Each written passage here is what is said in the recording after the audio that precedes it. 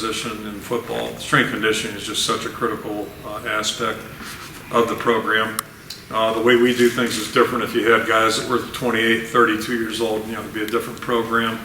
But nonetheless, the value, I could argue, be every bit as important, because guys, when they're losing their edge physically, you could argue it's just as important. But we're getting guys on the way up.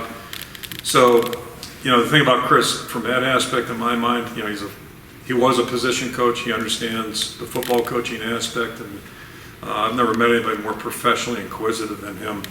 So, I mean, he does his homework in all aspects of strength conditioning. He's right on the cutting edge and has been. And so that part is, that expertise is something that certainly we all value. And then beyond it, as I came into this thing, the rules had changed, the world had changed since I left.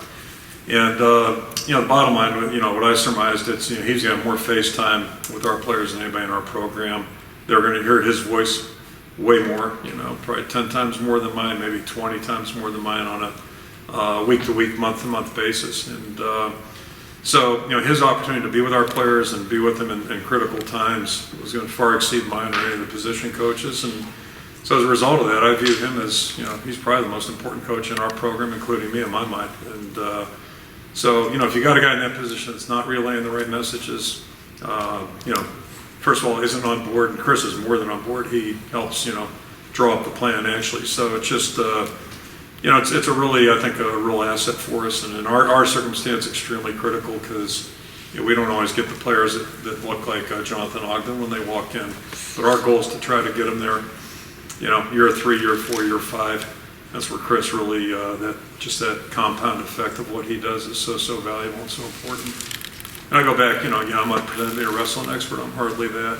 Watched a lot of it. I certainly don't understand the technicalities of it, but whether it was when Dan Gable was coaching in the 80s or even now, we don't always go after the 4-time state champ guy.